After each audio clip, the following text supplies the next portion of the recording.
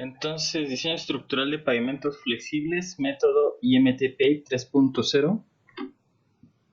Es un método desarrollado por el Instituto Mexicano del Transporte. Entra dentro de los métodos considerados como mecanicistas, pues porque parte de principios de la mecánica de pavimentos, de la mecánica de suelos. Y bueno, también de conceptos propios y aprendidos a través de la práctica y del empirismo, ¿no? Entonces, el IMT-PAVE es una metodología empírico-mecanicista. Con esta solo vamos a poder diseñar, porque hasta el momento está enfocada en eso, es lo que se ha desarrollado, solo pavimentos flexibles. Entonces, pavimentos donde la superficie de rodadura está compuesta por una carpeta de concreto asfáltico. Esta metodología pues está basada en el concepto del espectro de daño. Entonces, como yo les decía, es una metodología nacional, por lo cual los factores asociados a las cargas por el tránsito representan la carga o reflejan la carga que circula por las carreteras de la red mexicana de carreteras. Para esta metodología vamos a calcular respuestas críticas en el pavimento flexible en referencia a la aplicación de estas cargas, y a través de modelos se van a traducir en acumulación de daño a través del tiempo, y a través del tiempo pues determinamos la vida útil del mismo pavimento. Entonces en la figura podemos ver más o menos la representación de bueno, ahí tenemos un vehículo y un medio, se representa un perfil estratigráfico que representa al medio multicapa al cual hace análisis la metodología. Y como vemos, para cada uno de los ejes del vehículo, se transfiere o se transmiten las cargas a través del pavimento.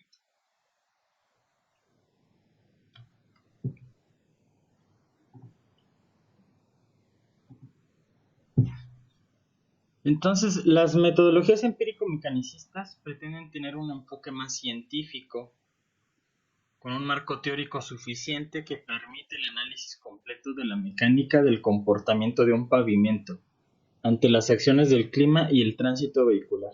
Entonces es importante que las metodologías para el diseño de pavimentos reflejen las características del tránsito aplicada, las características de los materiales, las cuestiones climáticas que como sabemos, dañan o influyen en el comportamiento de los materiales que constituyen el pavimento.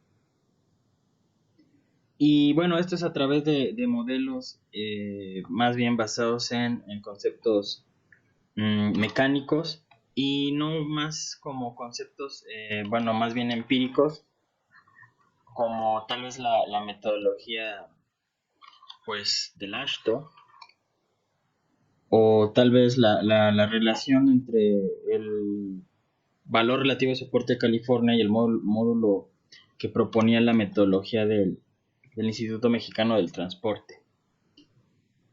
Estas son, propuestas un poco más empíricas, mientras que los métodos empírico-mecanicistas pues toman conceptos de la mecánica, la aplicación de la mecánica a los materiales que conforman la estructura del pavimento.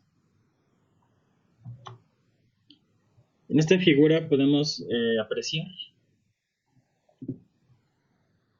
pues los factores que comentamos que afectan en el diseño de pavimento. Tenemos las variables asociadas a los procesos climáticos, que a su vez influyen en la respuesta que tienen los geomateriales que componen las estructuras de nuestros pavimentos.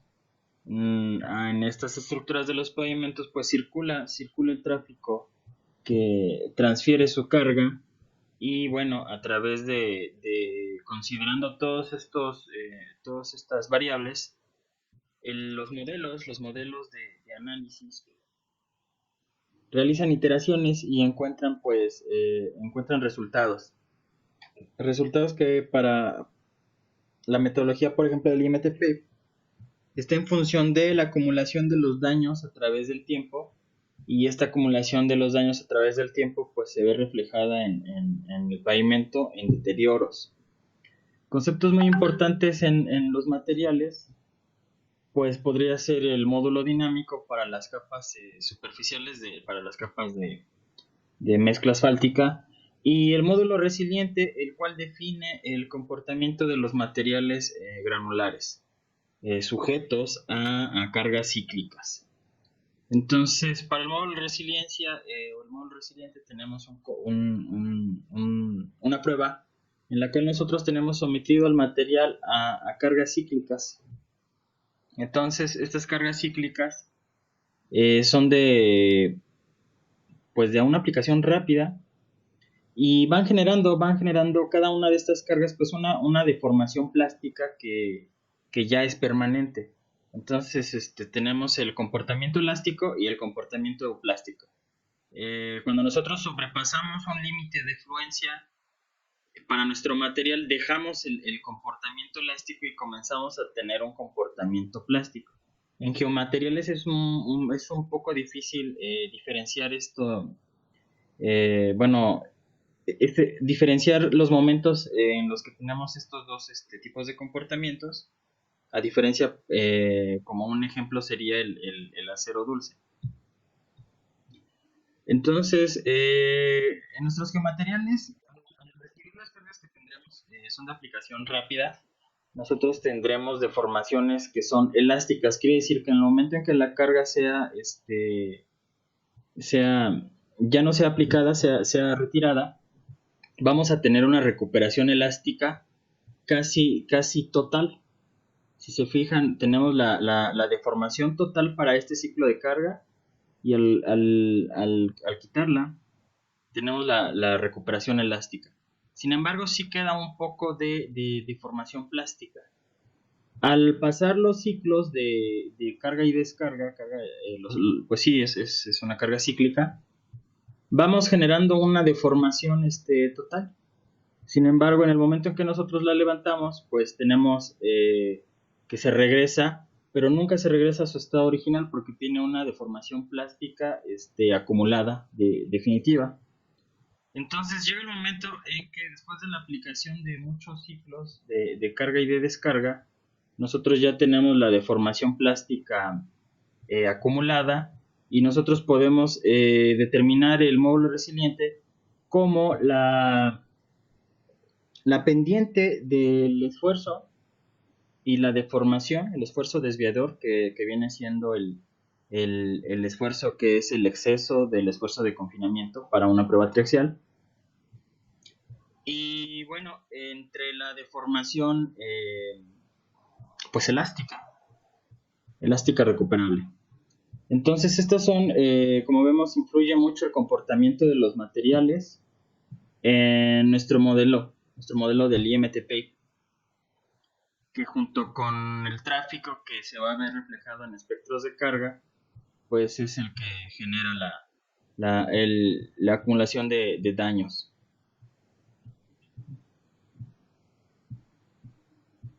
Entonces, ¿cuáles son los componentes de entrada para esta metodología? Se relacionan a los factores que acabamos de ver que influyen. Entonces, se refiere a la geometría de la estructura, pero más bien, en realidad se refiere al espesor de capa, así como en la metodología del Instituto de Ingeniería de la UNAM, utilizamos espesores, fueron parte fundamental de nuestra metodología de cálculo y de diseño, el espesor de los materiales que integran la capa, la estructura del pavimento.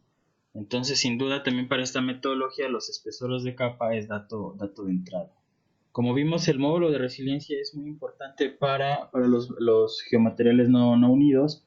Entonces, para la base, para la subbase, subrasante, va a ser muy importante tener el módulo resiliente para esta metodología.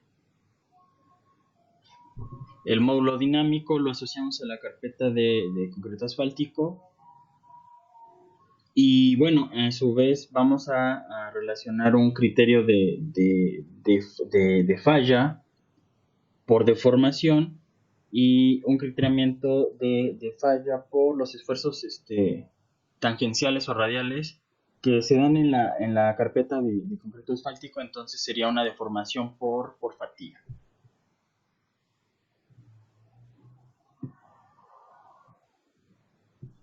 Entonces, definido el diseño inicial, se procede al cálculo de las respuestas estructurales. Entonces se determina la distribución de esfuerzos, cómo se van distribuyendo los esfuerzos a través de la profundidad de las capas. Las deformaciones unitarias, la deformación entre el... Pues cómo calculamos una deformación unitaria, la deformación total entre la deformación que vamos teniendo. Y bueno, las deflexiones que se relacionan también a estas deformaciones. Entonces nosotros vamos a obtener un módulo dinámico, un módulo elástico para la capa de la carpeta asfáltica, y vamos a tener módulo de resiliencia para las subcapas que son granulares. Y bueno, a esto vamos a calcular pues las deformaciones.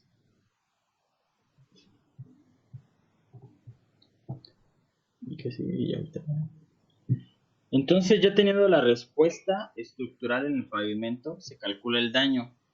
Entonces, el daño esperado para el periodo de diseño, como les había comentado, consideramos dos tipos de deterioro: agrietamiento por fatiga, aquí faltan acentos, y bueno, las deformaciones permanentes. Ya calculados los niveles de deterioro para el periodo de diseño, se introduce el concepto de vida remanente, que no es más que el inverso del daño acumulado en el periodo de diseño. Y entonces ya se determina si una sección ha excedido o no el valor máximo de daño acumulado. Entonces, estos son como que los conceptos introductorios al método del Instituto Mexicano del Transporte. Entonces, ahora vamos a ver cómo es la interfaz del programa, y vamos a ver la interfaz. Y ya que revisemos la interfaz del programa, vamos a proceder al cálculo de una estructura de pavimento. Esto va a ser por su parte. Y van a realizar dos propuestas, una con carga legal y una con ya cargas no permitidas. Entonces, esta es la pestaña de inicio del programa IMT Pave. La versión que yo les propongo, que tenemos, es la versión 3.0. Entonces vamos a empezar seleccionando el menú archivo, y al seleccionar el menú archivo se abre esta pequeña cuadro de diálogo donde vamos a elegir la opción de nuevo y ahí pavimento flexible. Entonces al seleccionar el nuevo trabajo, tenemos estas cuatro ventanas. En la primera definimos el tránsito. En la segunda definimos los espectros de carga relacionados a... Bueno, aquí pueden ser cargas definidas por el usuario, o se pueden tomar cuatro espectros de carga obtenidos o propuestos por el programa para carreteras mexicanas. Ya también proporcionado las propiedades de los materiales, se realiza el análisis espectral. Y se puede realizar también un análisis probabilista donde se pueden introducir porcentajes de confiabilidad tanto en la metodología como en los datos de tránsito, como en los datos de los materiales, así como los coeficientes de variación entre las propiedades de los materiales. Entonces vamos a comenzar con la descripción de la plataforma del programa. En la ventana de tránsito introducimos el tránsito diario promedio anual. Elegimos factores de distribución para nuestro carril de diseño respecto al sentido, si tenemos el TDPA en ambos sentidos, y también coeficiente de distribución respecto al carril, nosotros podemos tener uno o más carriles en un sentido. Entonces, para nuestro carril de proyecto, pues nosotros suponemos que esta situación, si tenemos un carril, dos carriles, tres carriles o más, y dependiendo del número de carriles, es el factor de distribución que pondremos. Ok, entonces ya tenemos aquí las tablas. Tenemos el factor de distribución por carril. Aquí nosotros... a ver.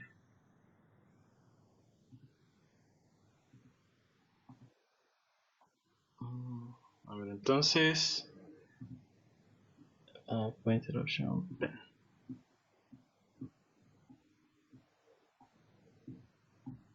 Ok, entonces vamos a imaginar que aquí tenemos una carretera. Entonces aquí tenemos... vamos a poner que este es vamos a llamarle cuerpo A. Y este es el cuerpo B. Aquí tenemos la faja separadora central. Entonces aquí el sentido es en esta dirección. Y vamos a imaginar que tenemos dos carriles. Ok. Entonces factor de distribución por dirección. Entonces por dirección. Número de carriles en ambas direcciones. Tenemos aquí 1, 2, 3, tenemos 4 carriles. Entonces para esta propuesta tenemos 4 carriles. Entonces, número de carriles en ambas direcciones tenemos 45 para 4 carriles. Entonces 0.45 de factor de distribución por dirección. O bueno, puede ser sentido, ¿no? Como viene en el IMTP. Y luego viene factor de distribución por carril. Aquí dice el número de carriles en una sola dirección. Entonces ahora ya solo vamos a considerar pues este cuerpo o el otro, ¿no? Da lo mismo. Pero ahora solo consideramos un cuerpo. Entonces dice número de carriles en una sola dirección. Yo propuse una carretera de 2 carriles.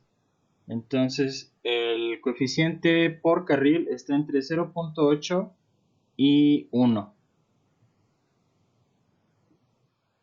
¿Qué pasa si yo tengo una carretera con 3 carriles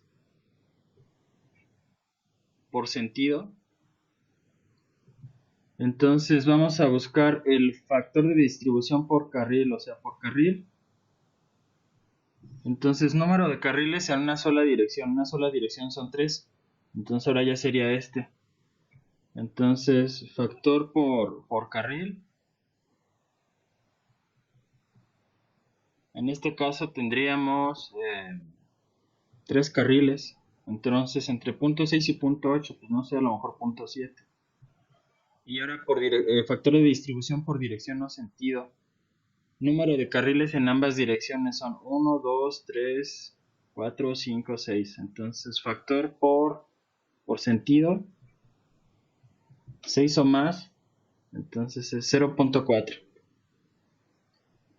Aquí fue factor por carril. Quedamos que era entre 0.8 y 1, pues podemos a lo mejor tomar 0.9.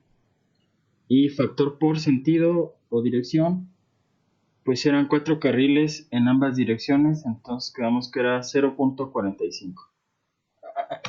En función de estas dos tablas podemos ayudarnos para determinar los factores de distribución para el ISPA, para el IMTP. Entonces vamos a suponer este caso de aquí. Factor por sentido, punto 45. Y factor por carril, punto 9. Entre punto 8 y 1. Entonces punto 9. Vida en años, pues a lo mejor podemos determinar una vida de 10 años. Y la tasa de crecimiento, pues nos la tendría que dar el estudio vial. Pero vamos a proponerla de 3% como un número estándar en caso de que, pues para la aplicación del programa. Podemos definir la clasificación vehicular en función de estos vehículos. La sumatoria tiene que dar 100% del total de la clasificación vehicular. Y en función de la vida, del horizonte de la vida, del horizonte de vida del proyecto y de la tasa de crecimiento y de la clasificación vehicular, se obtienen el volumen de tránsito para el horizonte de proyecto. En función de, bueno, aquí nos pone los tipos de ejes y cuál es el porcentaje respecto a las repeticiones de carga que nos están arrojando. Entonces, por ejemplo, el 63% de vehículos, el 6%, bueno, otro 6% de, de autobuses. Y bueno, realmente eje Tridem, pues nada más tenemos el T3S3, aquí tenemos un eje Tridem, entonces representa un 3.66% del volumen de cargas, del volumen de tránsito para todo el horizonte de proyecto. El eje tándem, pues ya tenemos más eje tándem, por lo cual el volumen pues es considerable, casi a lo que arroja unos ejes sencillos. En la siguiente ventana nosotros vamos a poder ver los espectros de carga para las carreteras mexicanas recomendados por el programa, y nosotros podemos definir 4 niveles de carga: carga legal, carga con ligera sobrecarga. Vemos cómo van cambiando los espectros respecto al límite de carga legal. Ya comenzamos a pasar el límite de carga legal. Podemos poner alta sobrecarga, y de la misma manera, conforme vamos aumentando la carga, vamos viendo cómo comenzamos a tener más repeticiones, más frecuencias que sobrepasa el límite de carga legal. Y podemos definir muy alta sobrecarga, así como una quinta opción, que es la opción de avanzada, donde nosotros ya suministramos un espectro de carga personalizado. Vamos a poner para este caso un ejemplo de carga legal. Y en la siguiente ventana ya es el análisis espectral, en el cual nosotros vamos a proponer las capas. Y a estas capas les proponemos espesores y les proponemos su módulo. Como habíamos dicho, es un módulo dinámico para la capa superior, la carpeta de concreto asfáltico. Y para las capas granulares no unidas, no estabilizadas, son módulos de resiliencia. El programa nos ayuda a proponer módulos de resiliencia al picar el botón de información en función de clasificación del suelo respecto a AASHTO, y en función de clasificación del suelo respecto al SUX, el Sistema Unificado de Clasificación de Suelos. Podemos obtener más o menos en qué rango andan los valores de módulo de resiliencia, y el programa nos da valores típicos recomendados para el módulo. Entonces, para la estructuración aquí, que ya viene precargada en el programa, vemos un módulo de resiliencia para la base granular de 200 megapascales. Entonces, pues a lo mejor podría ser estos tipos de suelo para AASHTO: A24, A25, tal vez hasta A26, respecto a valores típicos. No sé qué otras características incluyan la clasificación. Y para el sistema unificado de clasificación de suelos, pues a lo mejor los 200 megapascales pues ya los encontramos en varios, pues por ejemplo aquí fíjense, una arena limosa reporta rangos de módulo de resiliencia hasta en el rango de 200 para la arena limosa. Pero generalmente ya vienen siendo gravas, gravas bien graduadas, gravas mal graduadas o una combinación de gravas con arcilla o con limo. Entonces, por lo general, pues en la base hidráulica la vamos a encontrar con esta clasificación de SUBS. O más bien encontraríamos bases hidráulicas dentro de estas clasificaciones de SUBS. Aunque no nos vamos a ir solo con el módulo de resiliencia. Sin duda hay criterios que ya vimos. Para México, por ejemplo, una base hidráulica también tiene que cumplir cierta granulometría. Entonces tampoco nos dejemos guiar solo con la clasificación del suelo. Pero bueno, esta es una gran ayuda porque si nosotros no tenemos algún dato de laboratorio, podemos realizar un diseño preliminar con estos rangos típicos proporcionados por el mismo programa. Entonces se introducen los espesores y se introducen, por ejemplo, tiene una base granular, yo quiero agregar una nueva capa, le doy el botón de más, le doy clic en el botón de más y me aparece este cuadro de diálogo, esta ventana nueva donde puedo agregar una capa.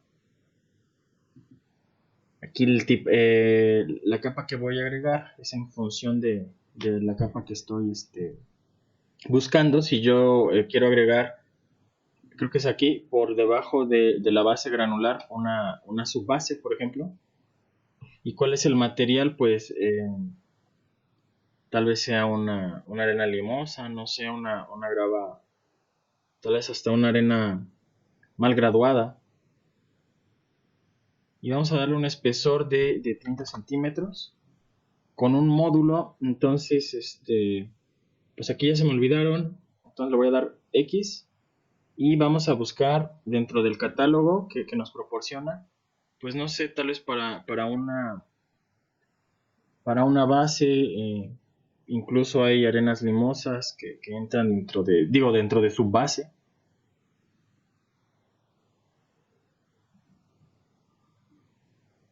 Entonces vamos a proponer este valor de 221 para la subbase. Corresponde pues a una arena limosa. Entonces son módulos de resiliencia de 221 megapascales. Entonces voy a agregar una capa que es la subbase. El material es pues sí, como SP o SM que habíamos visto. 30 centímetros de espesor y un módulo de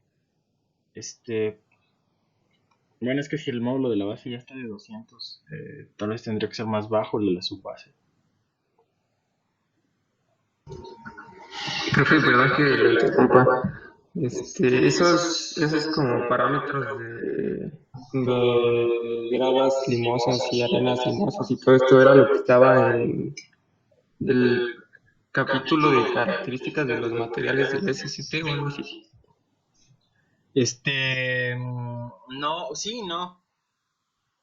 O sea, que yo diga arena limosa o grava arcillosa, esa es la clasificación del SUX.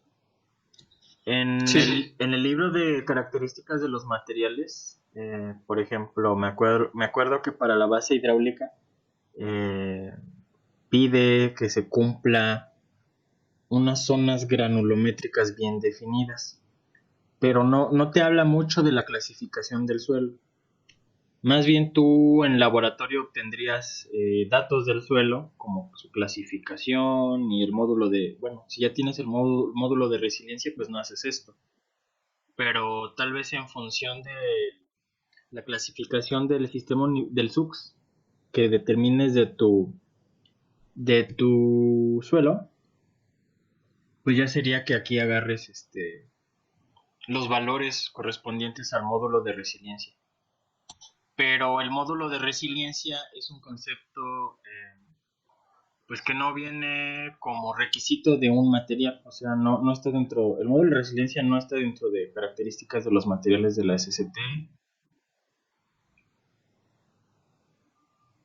Entonces, pues no está tan, o sea, estas clasificaciones del suelo que estás viendo aquí, las determinas a través del sistema unificado de clasificación de suelos, a partir de la granulometría y de sus límites de consistencia. Ok, perfecto. Entonces, Sí, como tal, no hay un parámetro en la normativa que nos diga si es aceptable o no usar tal clasificación del SUX para una base o algo así.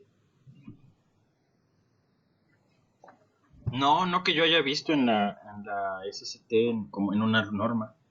Vale, perfecto. Gracias. Sí. Sí, bueno, aquí ya me quedó la duda porque para esta base granular aparece un módulo de 200. Entonces, a ver, déjenme ver si dentro de mis curiosidades encuentro un reporte de una base. Creo que por aquí tengo un reporte de una base. A ver, reporte base.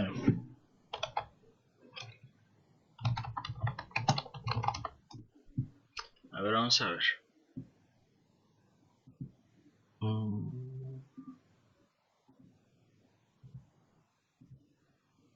A ver, aquí tengo esta base hidráulica.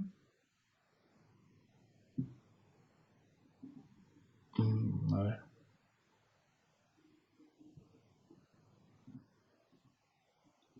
A ver, dice descripción, grava arena limosa, café, que no sé qué es eso, pero bueno. A ver, tiene más del 10% de finos, entonces esta no la debieron haber aceptado como base. O bueno, ya entra, es que anda muy rara, ¿no? Estas son las zonas que delimita, bueno, quiero pensar que estas son las zonas que delimita la SCT respecto al tránsito. La zona más baja, la zona más controlada, pues es el tránsito más elevado. Mientras que si consideramos tránsitos ya más, ya menores, pues puede ser toda esta zona. Y por ahí tiene un poquito más de finos, entonces igual podría realizarse otra prueba, no sé. Pero vamos a ver si aquí...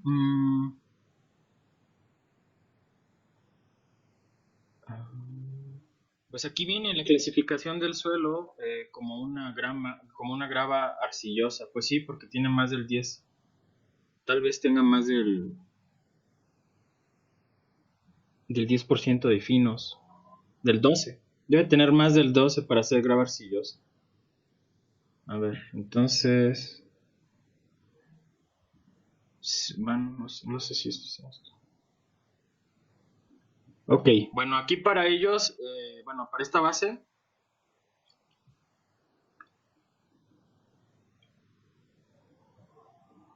aparentemente cumple también el BRS que se pide. Acuérdense que es el del 100%. Expansión según tiene un 0%. Equivalente de arena. A ver, vamos a ver. Ya me entró la curiosidad. Entonces, características.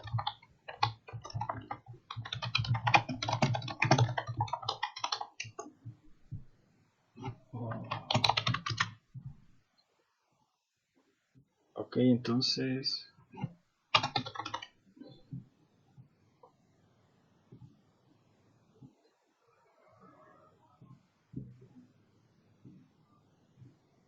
Ok, entonces habría ahorita rápidamente la normativa de la SCT respecto a bases hidráulicas. Entonces aquí en la base hidráulica me dice que debe tener un equivalente de arena mínimo de 40.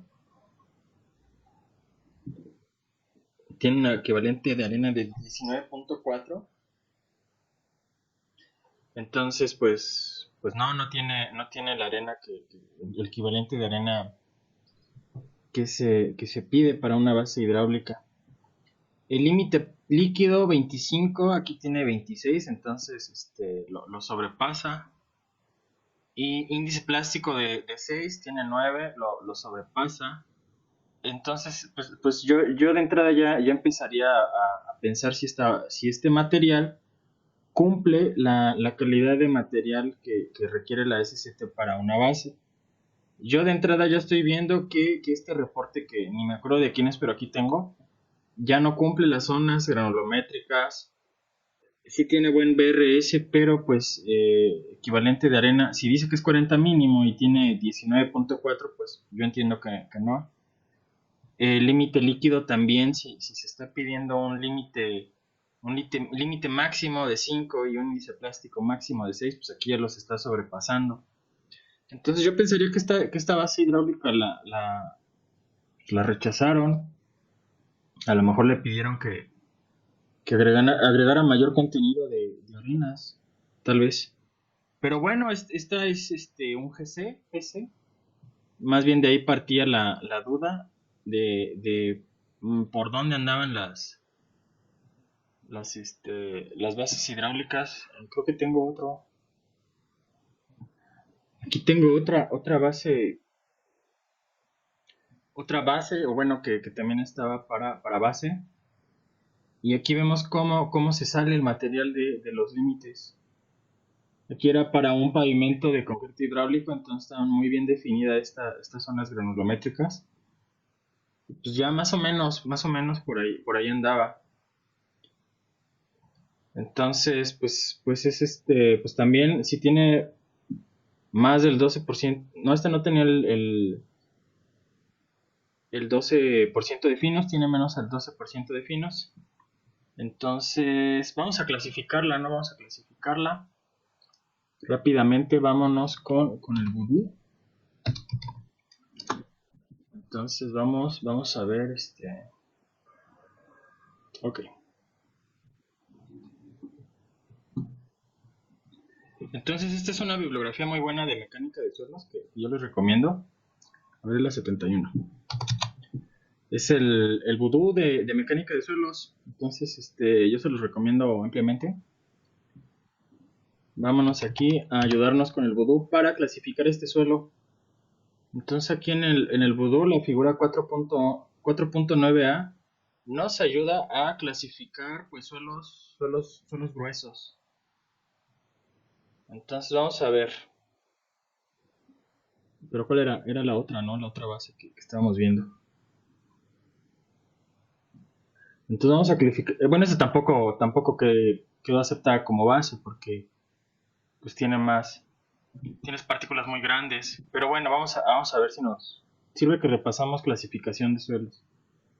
Entonces fíjense, son el 50% de partículas mayores a 0.075 milímetros. Este 0.075 milímetros es el que tenemos aquí en esta gráfica hasta acá, que define, recuerden, la malla número 200. Entonces la apertura de la malla número 200, la que define si nuestras partículas de suelo son finos. ¿Qué quiere decir con finos? Pues limos, arcilla y pues, coloides que no nos interesan mucho, ¿no? Entonces, son el 50% de partículas mayores al tamaño de la apertura de la malla 200 que representa el fino. A ver, vamos a ver. Grava 69 y arena 24.67. Entonces, esto da un total pues viene aquí abajito, no es que no se ve, de 93.9. Entonces, sí, efectivamente, más del 50% es suelo fino. Digo, suelo grueso. Ahora vamos a ver. ¿Es la fracción de grava mayor a la fracción de arena? Grava 69, arena 24, sí. Entonces, sí. La primera letra es una G, ¿ok? Es la arcilla más el limo, o sea, los finos. Acuérdense, finos es igual a arcilla más limo. Entonces, los finos ¿son mayores al 12%? No, mis finos son el 6.1. ¿Son menores al 5%? No. Mis finos están entre el 5 y el 12%. Entonces, ya aquí ya entro dentro de símbolo doble. Entonces me preguntan, ¿es la arcilla mayor al limo? Am, Aquí como lo sé, a través de el coeficiente de uniformidad del suelo y el coeficiente de curvatura. Son estos coeficientes, a ver, vamos a verlos un poco más a detalle en el Excel. Entonces, son coeficientes que están en función de la distribución de partículas, que a fin de cuentas nos define la forma de la curva. Entonces, el coeficiente de uniformidad lo obtenemos del el diámetro al que pasan el 60% de las partículas. Entonces, el 60% de las partículas, y de aquí obtengo el diámetro al que pertenecen, al que pasan el 60% de las partículas. Entonces, al 60% de 60, el 60% lo proyecto, y cuando toco mi curva granulométrica, proyecto el eje de las X y obtengo el tamaño de mi partícula. Entonces, para esta partícula fue 7.5, van aumentando 7.5, 75, pues son ciclos de 10. Entonces, ¿por qué dice que es 63.33 milímetros? A ver, D30 es D30. No, D60, D60. D60 es 7.5 más 7.5 son 15. Entonces, bueno, no sé cómo saqué que era 4.5. Más bien sería 7.5. A ver, es 75. Y luego es 7.5.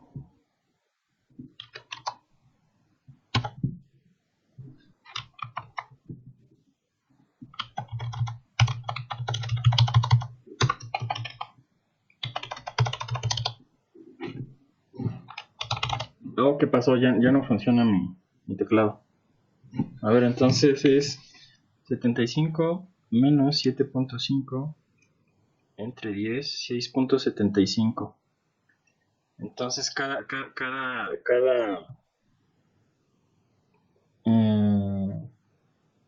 ¿cómo se llama esto? Es cada logaritmo es 6.75. Entonces 7.5 más 6.75 más 7.5, entonces es 14.25.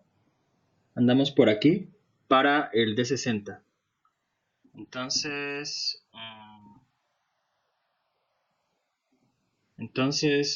shape D60, proyecto aquí y ahora saco para acá.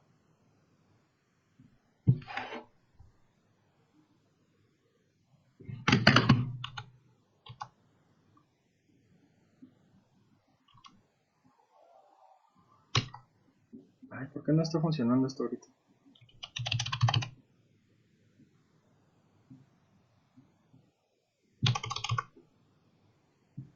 Ok, entonces era aquí donde toca proyecto.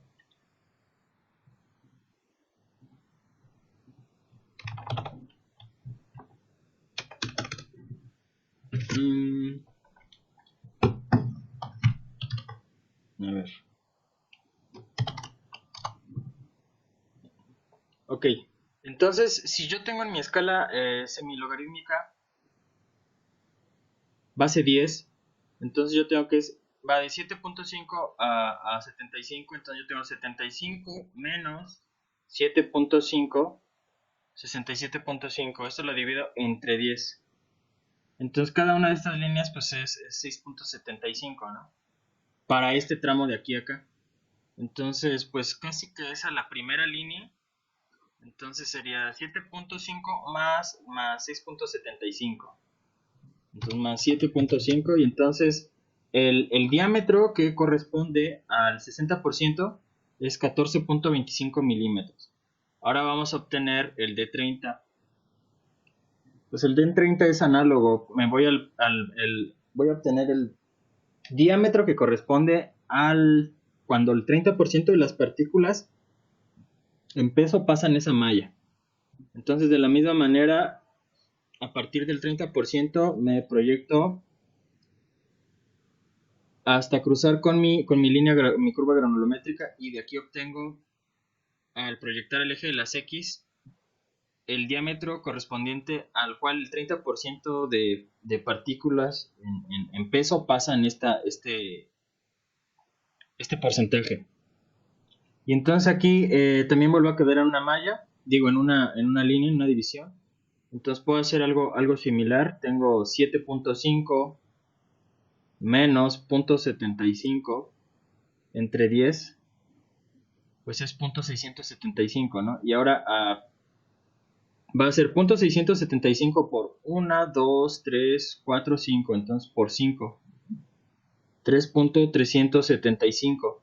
Y a esto se lo sumo al 0.75 original más 0.75 y me da 4.125.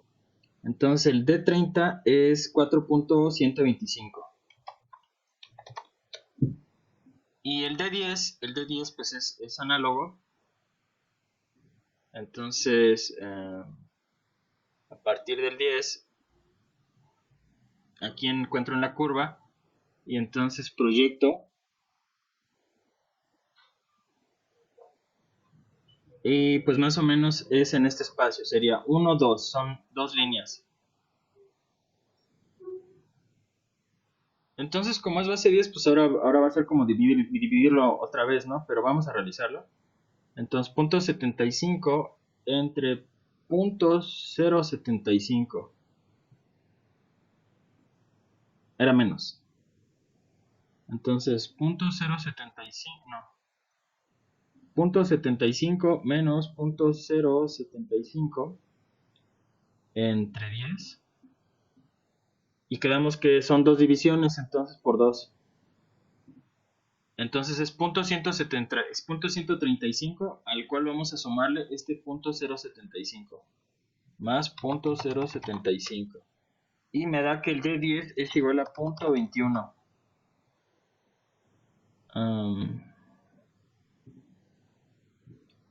Bueno, ya viene aquí la fórmula, si se fijan. 0.03.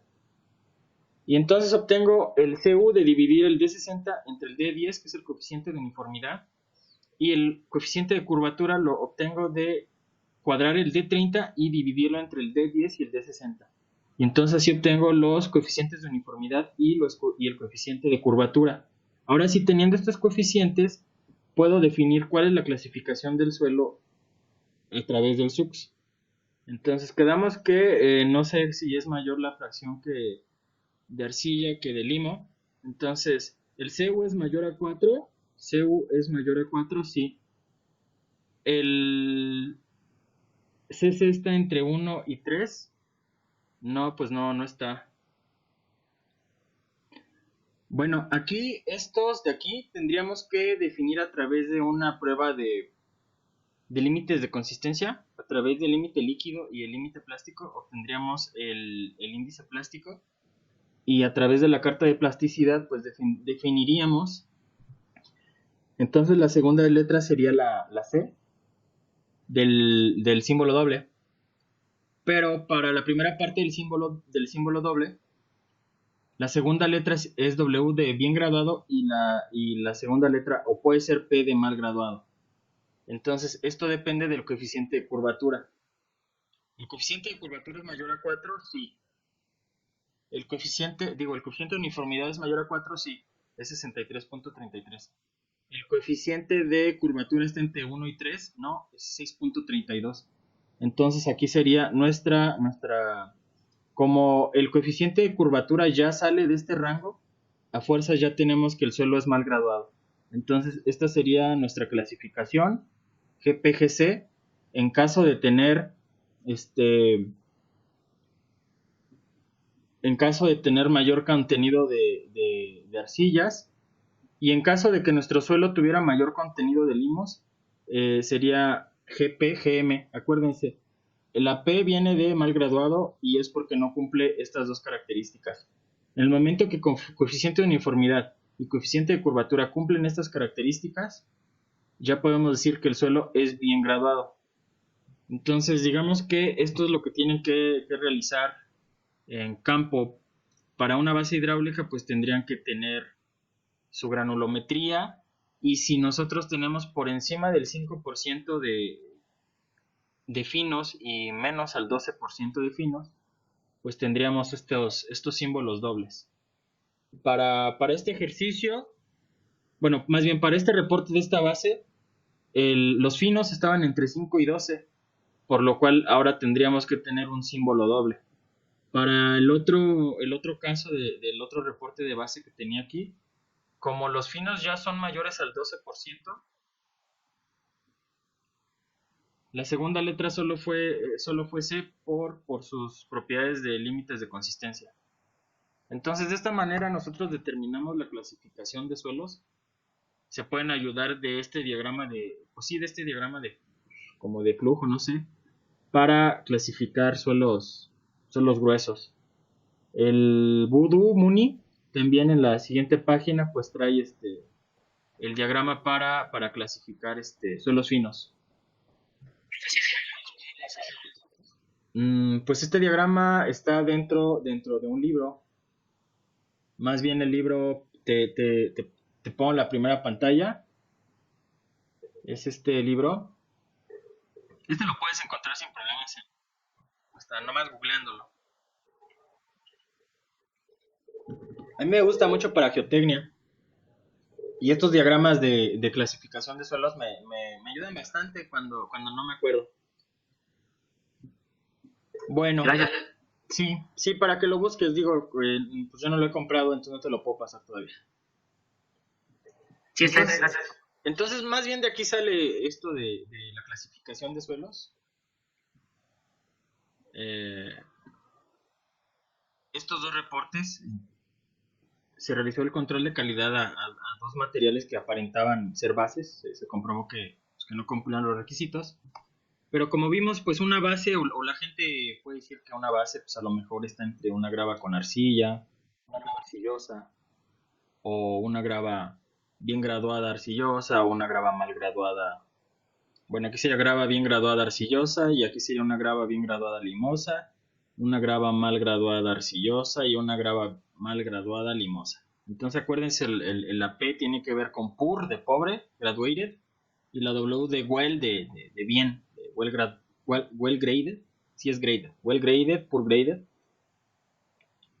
Entonces a lo mejor aquí pues trae un poquito, un módulo muy bajo de 200. Entonces vamos a proponer para la base granular, vamos a poner un módulo pues suponiendo que es una grava arcillosa, 214. Y para la arena limosa, pues es que sí tiene sus vacíos más, bueno, no sé por qué tiene más el valor típico de una arena limosa.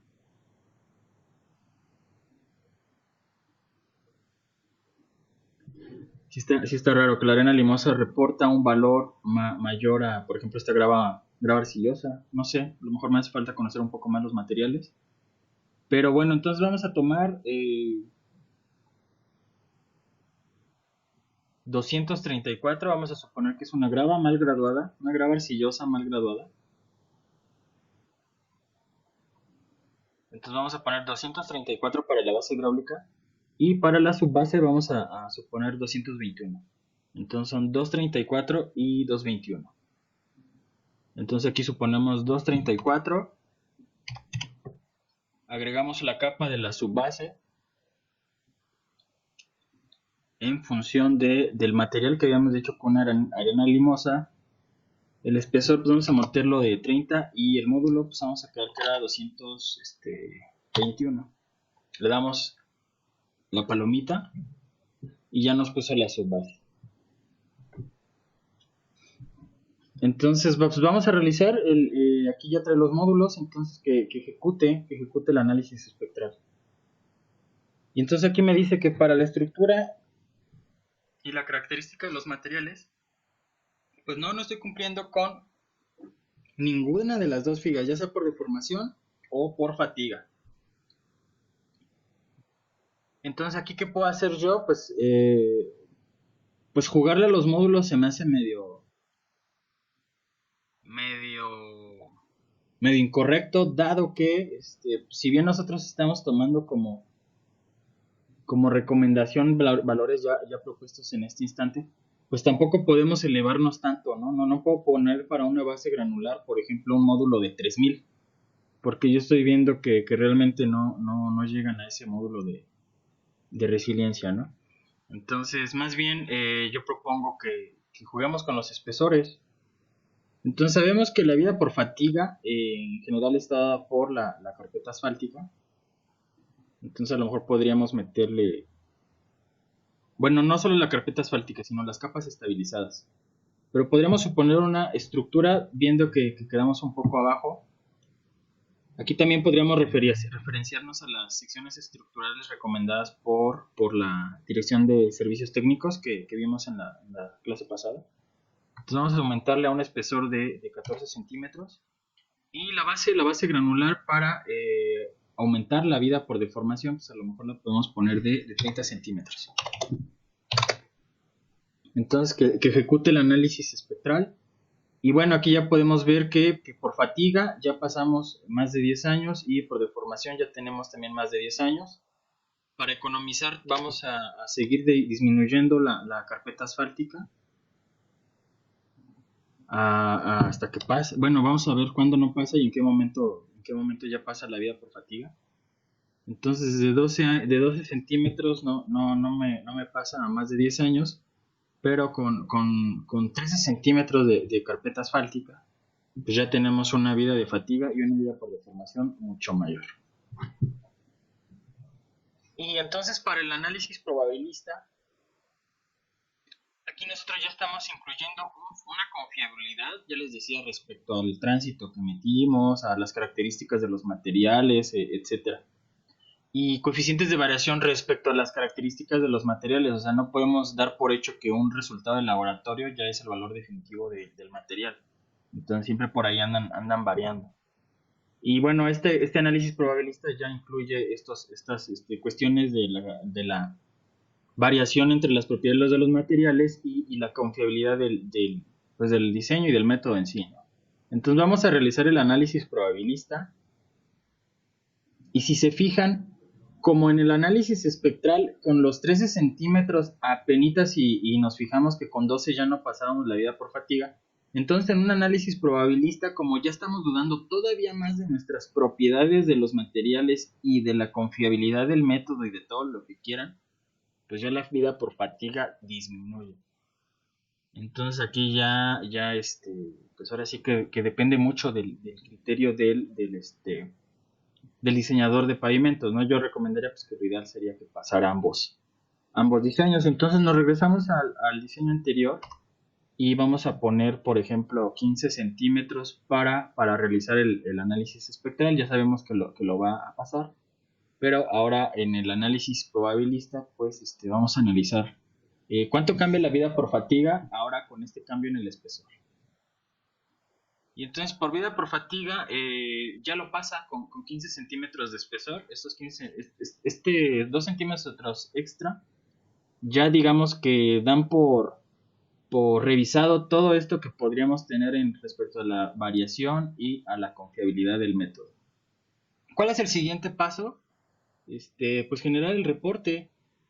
Vamos bueno, hay una herramienta muy interesante dentro del IMTP que es la calculadora de módulo resiliente. Entonces vamos a darle clic, por ejemplo. Y aquí vemos respecto a suelos granulares, suelos finos o suelos estabilizados. Vamos cambiando la clasificación del suelo que tenemos y calculamos la distribución del esfuerzo más o menos a una profundidad para calcular el módulo resiliente. Entonces, por ejemplo, vamos a calcularlo a una profundidad de 1.1 metro. A lo mejor ya estamos pues sí, en la subrasante. Y bueno, nos va dando distintos valores de módulo de resiliente respecto a la calculadora que tiene integrada. Podemos tener clasificación respecto a la rigidez del material, o bien si estamos hablando de una mezcla, bueno, de un suelo estabilizado con cemento o de un suelo estabilizado con asfalto. Entonces, por ejemplo, para estabilizado con asfalto ya incluimos el criterio del número de estabilidad. Para estabilizado con cal, compresión no confinada. Y para estabilizado con cemento Portland, pues la resistencia F'C del suelo estabilizado. Entonces tiene esta calculadora de módulos muy interesante para las capas inferiores. Y tiene también una calculadora de módulos dinámicos para la carpeta de concreto asfáltico. Entonces al darle aquí nos pide que definamos qué modelo. Entonces para obtener el módulo elástico toma el modelo de Hirsch o el modelo de Weishak o el modelo de Alcatif. Y entonces nosotros seleccionamos el modelo y respecto al modelo que seleccionamos, en la siguiente opción que es datos del asfalto nos va a pedir los parámetros que se relacionan o los parámetros necesarios para determinar el módulo respecto a este modelo, ¿no? Y entonces nosotros introducimos los datos del asfalto y los datos de la mezcla. Y ya teniendo datos del asfalto y datos de la mezcla, estos los podríamos obtener del laboratorio, pues calculamos un módulo. Y este va a ser el módulo dinámico para la carpeta de rodadura. Entonces estas son de las funciones y de lo atractivo del programa IMT. Nos ayuda tiene la calculadora de módulos, utiliza espectros de carga relacionados a las carreteras mexicanas y pues también tiene el cálculo probabilista para pues considerar cuestiones de incertidumbre en nuestros materiales, modelos, etc. Bueno, ya vimos las herramientas que tiene el IMTP para calcular los módulos.